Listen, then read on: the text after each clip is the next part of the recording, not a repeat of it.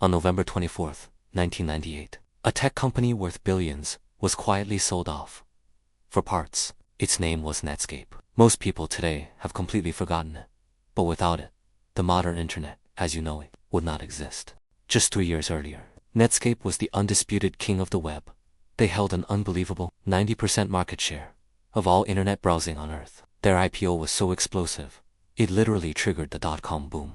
But they didn't just build a browser. They invented the secure connections we use to buy things online, and the programming languages that power every modern app we touch today. Yet, they were systematically and brutally wiped off the face of the earth. Not because their tech failed, but because they committed one fatal sin. They stepped onto the turf of $100 billion empire and its ruthless ruler, Bill Gates.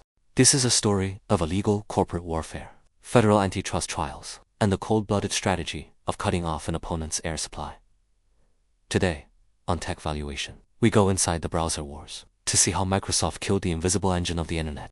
To understand this war, we have to go back to 1993. The web was a quiet, academic wasteland. It was boring, text-only, and nearly impossible for normal people to navigate. But at the University of Illinois, a 21-year-old software genius named Mark Andreessen had a vision. Along with a team of programmers, he built Mosaic, the first browser that could actually display pictures right alongside text. Mosaic was a revelation. Suddenly, the web had a face.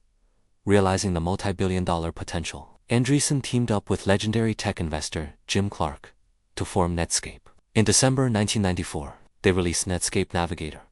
The software was incredibly fast, beautifully designed, and it spread like wildfire.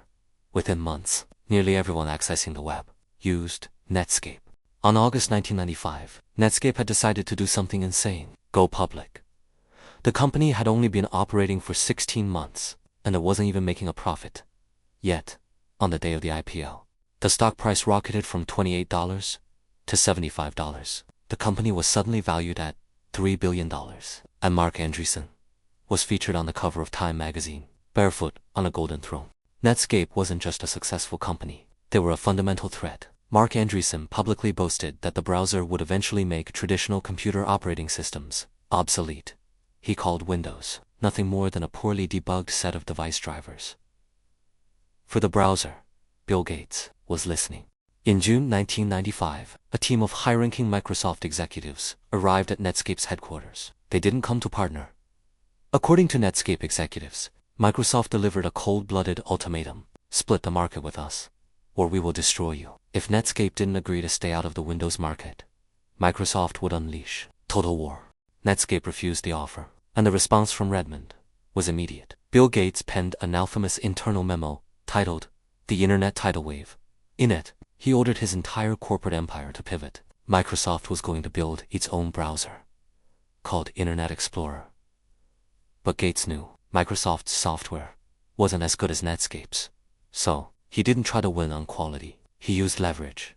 They made it impossible for users to uninstall it, and they threatened computer manufacturers like Dell and HP that if they dared to pre-install Netscape, Microsoft would revoke their Windows licenses, effectively killing their businesses. Microsoft's ultimate weapon was Windows. 90% of all computers sold on Earth ran on Windows. So, starting with Windows 95, Microsoft did something Netscape could never do. They bundled Internet Explorer directly into the operating system for free. In May 1998, the Department of Justice launched what would become the trial of the century. Bill Gates was called to testify, but instead of being the cooperative visionary, Gates appeared evasive, argumentative, and combative. This was a catastrophic blow to Netscape's business model. Netscape charged corporations for their browser, but Microsoft was giving away theirs entirely for free and subsidizing the massive cost with their Windows monopoly. As Microsoft's chief strategist brutally put it, we are going to cut off their air supply by giving away our product for free. The strategy worked with terrifying efficiency. By 1998, Netscape's overwhelming 90% market share had collapsed to under 20%. The browser wars had turned into a slaughter. Desperate to survive, Netscape filed a massive complaint with the United States government. They accused Microsoft of abusing its monopoly to illegal crush its competition. Bill Gates was called to testify, but instead of being the cooperative visionary, Gates appeared evasive and argumentative. He repeatedly claimed he couldn't remember basic details or define simple words. He was trying to outsmart the government.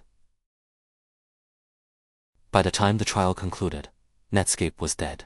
They were bought out by AOL for a fraction of their peak value, and their browser was discontinued. Microsoft had won the war. Internet Explorer now controlled 95% of the web. But in their final, desperate hour, Netscape's engineers did something beautiful. They took the entire source code of Netscape and released it to the public for free. They called this open source project Mozilla. Out of those ashes came Firefox, a browser that would spend the 2000s gloriously chipping away at Microsoft's dominance, eventually paving the way for Google Chrome. Today, the browser wars are over. Internet Explorer is officially retired, dead and buried, while the technologies Netscape pioneered run every single website on Earth. The judge's ruling was devastating. Microsoft was officially declared an illegal monopoly. The court ordered that Microsoft must be split into two entirely separate companies, one for Windows and one for applications. Microsoft was on the brink of being shattered, but Gates survived. He fought the ruling through appeals, eventually settling with the government and avoiding the breakup. But for Netscape, the justice was far too late. In the world of technology, products can be assassinated, but great architecture is immortal. If you want to understand how tech valuation actually works, you have to look past the hardware and study the invisible engines running the system. Thanks for watching, and we'll see you in the next breakdown.